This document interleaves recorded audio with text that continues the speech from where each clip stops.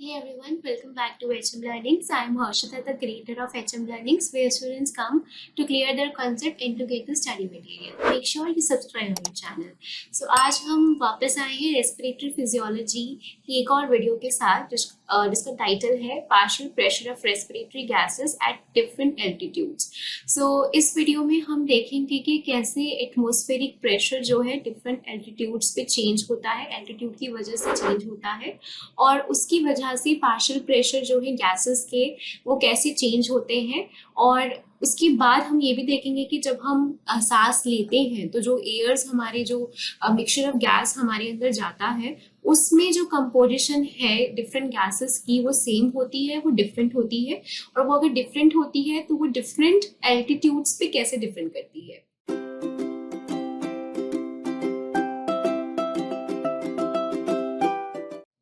So start करते हैं आज की वीडियो। पार्शियल प्रेशर के बारे में मैंने आपको अपनी सबसे शुरू की video physics of gas part 1 में बताया था। तो अगर आपने वो वीडियो नहीं देखी है या अगर आप भूल गए हैं तो फिजिक्स ऑफ गैस पार्ट 1 में जाके आप पार्शियल प्रेशर और डाल्टन्स लॉ को समझ सकते हैं। तो पार्शियल प्रेशर की जो डेफिनेशन है वो है partial pressure exerted by an individual gas in a mixture of gases. और अगर आपको ऑक्सीजन का पार्शियल प्रेशर कैलकुलेट करना है तो उसका फॉर्मूला है percent oxygen into total atmospheric pressure at that altitude. So जैसे कि अगर आप देखेंगे कि मैं परसेंट ऑक्सीजन हमें पता है हम 21% मान के चलते हैं, तो 21% इंटू में मैं एटमॉस्फेरिक प्रेशर लेती हूँ और एटमॉस्फेरिक प्रेशर जो है वो आपका डिफरेंट एल्टीट्यूड पे डिफरेंट होता है। तो हम यूजुअली जो एल्टीट्यूड मान के चलते हैं वो चलते हैं सी लेवल, जहाँ पे एल्टीट्यूड 0 होता है और हम उसको 760 mmHg लेके चलते हैं। तो अब हम देखते हैं कि एल्टीट्यूड का क्या मतलब है। एल्टीट्यूड का जो मतलब है वो ये है कि हाइट क्या है किसी भी जगह की। अगर हम दिल्ली का एग्जाम्पल लेते हैं तो अगर मैं पूछूं कि दिल्ली का एल्टीट्यूड क्या है तो दिल्ली के एल्टीट्यूड का ये मतलब होगा कि दिल्ली सी लेवल से कितनी ऊपर है, कितनी हाइट पर है। तो गूगल इसका आंसर देता है 200 to 250 मीटर्स। दिल्ली जो है वो सी लेवल से ऊपर है और इसलिए सी लेवल जो एल्टीट्यूड है दिल्ली का वो क्या है 200 to 250 metres above the sea level. So अगर मैं देखूं सी लेवल यहाँ पर है, अगर मैं इसे सी लेवल लिखूं यहाँ पे और इसका जो एल्टीट्यूड है वो 0 लेके चलते हैं, इसे एक रेफरेंस पॉइंट की तरह हम यूज करते हैं। तो सी लेवल क्या होता है? सी लेवल का मतलब है कि एवरेज हाइट कहाँ से, समुद्र के तल से, जहाँ पे समुद्र का तल है यानी कि जहाँ पे लैंड है समुद्र में, वहां से सी सरफेस तक कितनी एवरेज हाइट है उसे हम सी लेवल मानते हैं। वो एवरेज लिया जाता है और उस लेवल को हम 0 मान के चलते हैं। तो यहाँ पे जो 0 एल्टीट्यूड है वो किसका है? सी लेवल का है। तो इससे अगर हम ऊपर जाएंगे तो एल्टीट्यूड बढ़ता जाएगा, उसे हम अबव सी लेवल कहेंगे, और नीचे जाएंगे तो बिलो सी लेवल कहेंगे।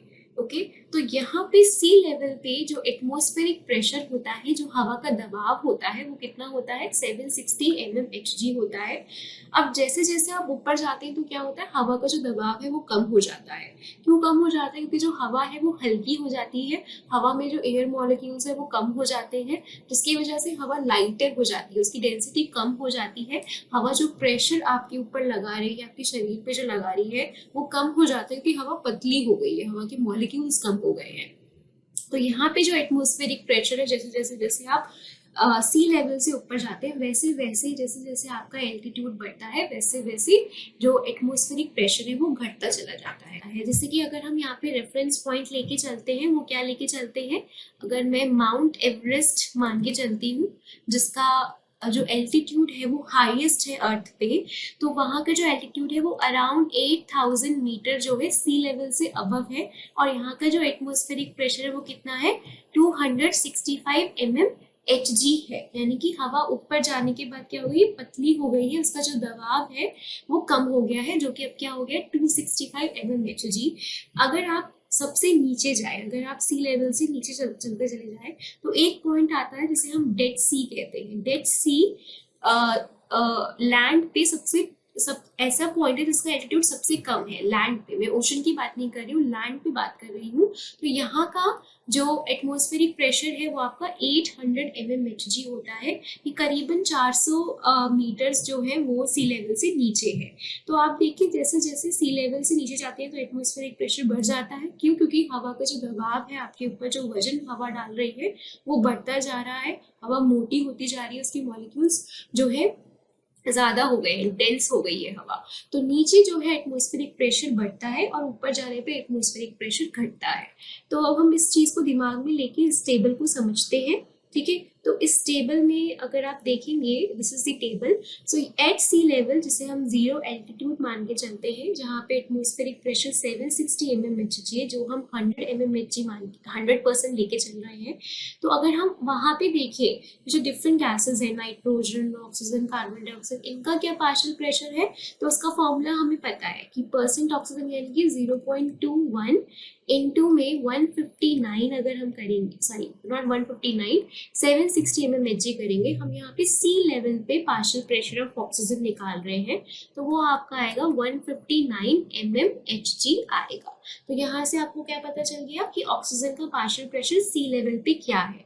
वैसे ही आप नाइट्रोजन का निकाल सकते हैं। कैसे निकाल सकते हैं? 0.79% आप लेके चल दीजिए ओवरऑल, और 760 mmHg सी लेवल पे, तो आप यहाँ से आपको 597 mmHg नाइट्रोजन का पार्शियल प्रेशर पता लग जाएगा। अब ये तो सी लेवल के बारे में बात हो गई। अब बिलो सी लेवल, बिलो सी लेवल कितना है? 800 है। अगर हम डेड सी लेके चल रहे हैं तो फिर उसका, उस 800 का अगर हम 79% लेंगे तो वो आएगा 629।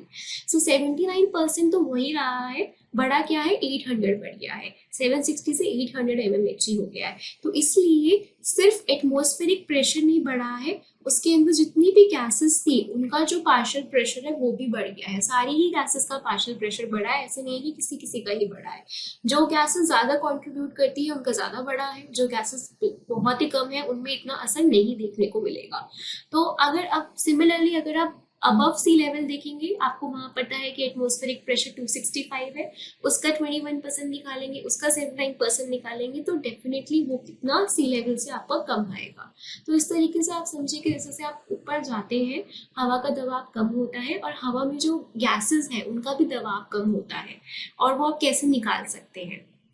अब यहाँ पे जो एक पॉइंट है जो आपको याद रखना है, वो क्या याद रखना है कि जो ये टोटल एटमॉस्फेरिक प्रेशर है ये एल्टीट्यूड वाइज आपको पता होना चाहिए। अगर आप किसी भी पर्टिकुलर एल्टीट्यूड का निकाल रहे हैं, वैसे तो हम सी लेवल मान के चलते हैं, तो आपको उस पर्टिकुलर एल्टीट्यूड के बारे में एटमॉस्फेरिक प्रेशर पता होना चाहिए, क्योंकि एल्टीट्यूड की वजह से वो चेंज होता है। दूसरी बात जो जरूरी है वो क्या है कि ये जो एटमॉस्फेरिक प्रेशर है ये ड्राई गैस का है। किसका है? ड्राई गैस का है।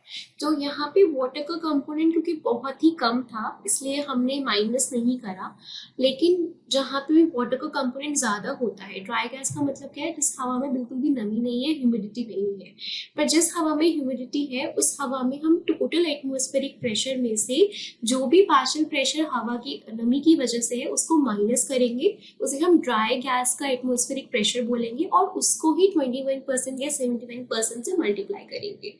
ठीक है, अब हमने समझ लिया कि एटमॉस्फेरिक एयर में, एटमॉस्फेयर में हवा कैसे है और एल्टीट्यूड वाइज वो कैसे चेंज हो रही है और आप कैसे कैलकुलेट कर सकते हैं। अब हम देखेंगे कि अगर हम डिफरेंट एल्टीट्यूड्स पे जाते हैं, वहाँ की सांस अंदर खींचते हैं, तो इतना partial pressure different different gases का हमारी बॉडी में होगा।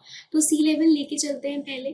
तो पहले अगर हम सी लेवल के बारे में बात कर रहे हैं तो इससे पहले हम देखते हैं कि जैसे जब हवा, ये आपका कंडक्टिंग एयरवे है, इसमें हवा आई, तो जैसे ही आप सांस लेते हैं तो आपके जो भी म्यूकोसा लेयर्स हैं वो सब फ्लूइड से कवर्ड है, रेस्पिरेटरी पाथवे जो है वो फ्लूइड से कवर्ड है। तो जो आपकी हवा होगी वो नमी से क्या हो जाएगी? मॉइस्चराइज हो जाएगी। मॉइस्चराइज होने की वजह से जिस हवा में वाटर का कंपोनेंट बहुत ही कम था, यहाँ पे हवा में ऑक्सीजन ज्यादा था, नाइट्रोजन ज्यादा था, कार्बन डाइऑक्साइड भी थोड़ा सा था, लेकिन पानी बहुत ही कम था। लेकिन यहाँ पे अब हवा में ऑक्सीजन भी है, नाइट्रोजन भी है, कार्बन डाइऑक्साइड भी है और वाटर भी है। तो यानी कि यहाँ पे जो 760 इन तीनों की वजह से बन रहा था, अब यहाँ पे वो 760 इन चारों की वजह से बनेगा। इसका मतलब इनके पार्शियल प्रेशर्स में क्या आएगी, कमी आएगी। कार्बन डाइऑक्साइड तो बहुत ही कम कंट्रीब्यूट करता है तो उसमें इतना फर्क नहीं पड़ेगा, पर इन दोनों में फर्क पड़ेगा। तो जब हवा आपने अंदर ली तो यहाँ पे 37 डिग्री सेल्सियस हमारी बॉडी का टेम्परेचर है, उसकी वजह से जो पार्शियल प्रेशर वाटर का होता है, वाटर वेपर का होता है, वो होता है 47 mmHg। सो अब इस 760 mmHg में 47 mmHg का जो कॉन्ट्रीब्यूशन है वो वाटर का भी है, तो यहाँ पे 0.5 या फिर नहीं भी था। तो अब इसका मतलब जो भी एयर आप अंदर ले रहे हैं उसकी कंपोजिशन अंदर जाने के बाद बाहर से अलग होती है।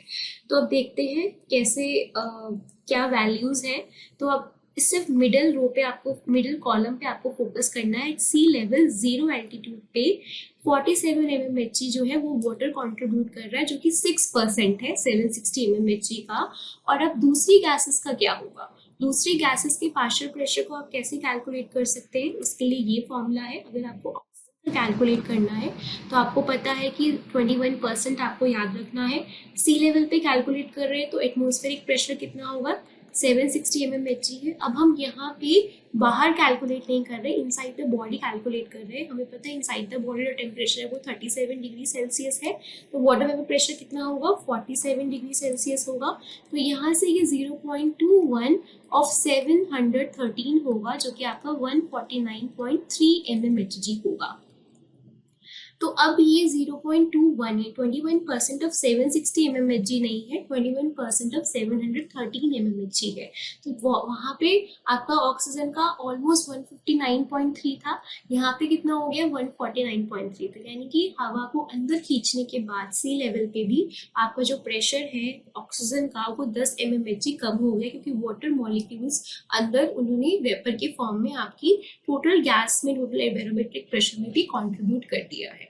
सिमिलरली आप नाइट्रोजन का भी निकाल सकते हैं। 0.79 into 713 will give you 563.4 mmHg, जो कि आपका अराउंड उससे कम है, वो आपका मुझे याद नहीं है, 563 से तो ज़्यादा ही था, तो उससे अब ये कम हो गया है। सो बाकी सारी गैसेस भी आपकी नाइट्रोजन और ऑक्सीजन इफेक्ट हुई है, लेकिन कार्बन डाइऑक्साइड उतना इफेक्ट नहीं होती है।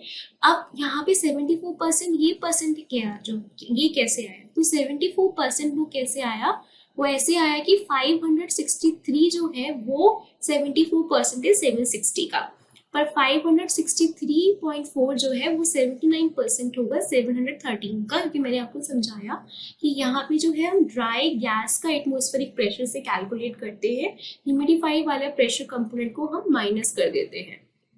ठीक है, अब क्या होगा अगर आप जाते हैं डेड सी पे, बिलो सी लेवल से अगर आप डेड सी पे जाके सांस लेंगे तो क्या होगा, तो क्या होगा कि आप तो अभी भी आपकी बॉडी का टेम्परेचर तो 37 डिग्री सेल्सियस ही है, तो जब आप सांस लेंगे तो हवा वहां पे भी जाके ह्यूमिडिफाई होगी, और वहां पे भी आपकी हवा में 47 mmHg का कॉन्ट्रीब्यूशन वाटर मॉलिक्यूल्स की वजह से होगा। तो इसका मतलब जो भी पार्शियल प्रेशर वाटर का बॉडी टेम्परेचर की वजह से कंट्रीब्यूट हो रहा है इनसाइड द बॉडी, वो इररिस्पेक्टिव है, वो चेंज नहीं होगा एल्टीट्यूड की वजह से, वो सिर्फ चेंज होगा आपके बॉडी टेम्परेचर की वजह से। तो बॉडी टेम्परेचर आपका कांस्टेंट है, हम कांस्टेंट मान के चल रहे हैं, तो चाहे आप ऊपर जाएं चाहे आप नीचे जाएं वो 47 ही रहेगा।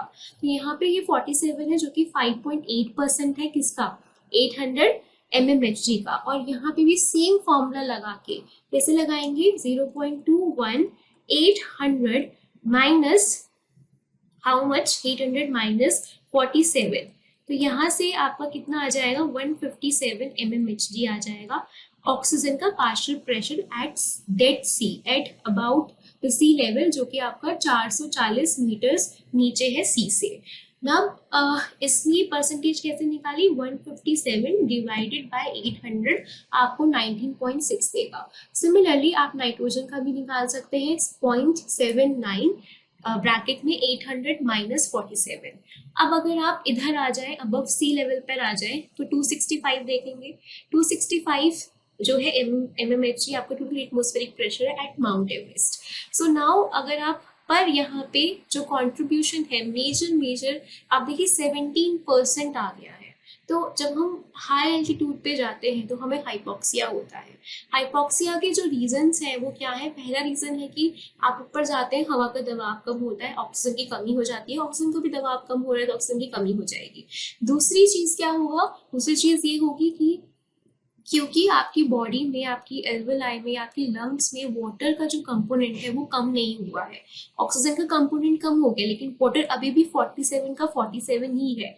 यहाँ पे सी लेवल पे वो 6% है, लेकिन above sea level mount Everest पे वो 17% हो गया है 760 mmHg पे, यानी कि ऑक्सीजन के लिए उसने कम से कम जगह करती है। फिर तीसरी वजह क्या है? तीसरी वजह यह है कि कार्बन डाइऑक्साइड भी तो प्रोड्यूस हो रही है, वो भी आपकी ब्लड से एल्वेलाई में एंटर कर रही है। तो इन सब रीजंस की वजह से जो ऑक्सीजन के जो मॉलिक्यूल्स है वो एल्वेलाई में बहुत ही कम होते हैं और इसलिए हाइपोक्सिया हो जाता है। इसलिए आपको सिलेंडर की जरूरत होती है, ऑक्सीजन सिलेंडर की जरूरत होती है। अब अगर आप सिमिलरली सेम मेथडोलॉजी से आप फॉर्मूला लगा के कैलकुलेट कर सकते हैं, 265 माइनस 47 इनटू में 79% इनटू में आपका 21%, आपको ये वैल्यूज आ जाएंगी। तो आप ऑक्सीजन का लेवल देखिए यहाँ पे कितना कम है, 45.4 mmHg ही रह गया है माउंट एवरेस्ट पे, विच शोज कि वहां पे हाइपोक्सिया होता है, इससे लोग सिलेंडर लेके जाते हैं। ओके, तो आई थिंक मैंने आपको ये पॉइंट क्लियर कर दिया है। अब हमने इस स्लाइड में हमने ये देखा कि जो कंपोजिशन है एयर वेट आपकी, जब हवा अंदर जाती है, एयरवेज में जाती है, तो वो अलग हो जाती है क्योंकि वहाँ पे 47 mmHg का कॉन्ट्रीब्यूशन जो है वो वाटर मॉलिक्यूल्स की वजह से आता है। और फिर उसको दिमाग में रख के आप कैसे दूसरी गैसेस का पार्शियल प्रेशर डिफरेंट एल्टीट्यूड्स पे कैलकुलेट कर सकते हैं। अब हम इन दोनों को कंपेयर करते हैं, इन दोनों को सेम टेबल में डाल के। तो सी लेवल पे स्टार्ट करते हैं, एटमॉस्फेयर पे क्या हुआ और एयरवेज में क्या हुआ। एटमॉस्फेयर में नाइट्रोजन 597 mmHg था, अब यहाँ पे कितना हो गया 56.34। यहाँ पे ऑक्सीजन कितना है 159, यहाँ पे हो गया 149। ऑक्सीजन इतना फर्क नहीं पड़ा आपके कार्बन डाइऑक्साइड को, लेकिन जो जिसने फर्क कराया वो कौन है? वाटर। अगर आप बिलो सी लेवल देखें तो भी आप देखेंगे कि if you compare it with sea level, आपको दिख ही रहा होगा कि एटमॉस्फेरिक प्रेशर क्या है, ज़्यादा है, सारी गैसेस का कॉन्ट्रीब्यूशन ज़्यादा है, ठीक है। और इसकी एयरवेज में भी जो कॉन्ट्रीब्यूशन है वो भी ज़्यादा है एयरवे के कंपैरिजन में, और यहाँ पे 47 mmHg भी है। तो यहाँ से यहाँ में जब हवा आ रही है तो कम हो रहा है, प्रेशर कम हो रहा है because of role of water. Similar thing happened here, ठीक है। तो यहाँ पे भी जब एयरवेज में आ रहा है तो ये फर्दर कम हो रहा है क्योंकि वाटर का कंपोनेंट यहाँ पर है। तो जब आप नीचे जा रहे हैं तो सारी गैसेस के प्रेशर बढ़ रहे हैं, ठीक है। जब आप ऊपर जा रहे हैं तो सारे गैसेस के प्रेशर कम हो रहे हैं। जब आप बाहर से अंदर एयरवेज में जा रहे हैं, इफ रिस्पेक्टिव आप कोई से भी एल्टीट्यूड में है, तो भी पार्शियल प्रेशर और गैसेस क्या हो रहे हैं, घट रहे हैं। अब अगला स्टेप क्या है? सांस अंदर आ गई, एयरवेज में आ गई। अब अगला स्टेप है कि वो कहाँ जाएगी? एल्वोलाई में जाएगी। एल्वोलाई में क्या होगा? फर्दर वो इंक्रीज होगा या डिक्रीज होगा, ये हम देखेंगे नेक्स्ट वीडियो में एल्वोलर गैस इक्वेशन के थ्रू। तो अगर आपको ये वीडियो, ये रेफरेंसेस हैं, आप पढ़ सकते हैं। अगर आपको ये वीडियो अच्छी लगी तो प्लीज़ लाइक एंड सब्सक्राइब। हमें कमेंट बॉक्स में ज़रूर बताइए कि आपको कौन से टॉपिक्स पे वो वीडियोस चाहिए। Till then keep learning.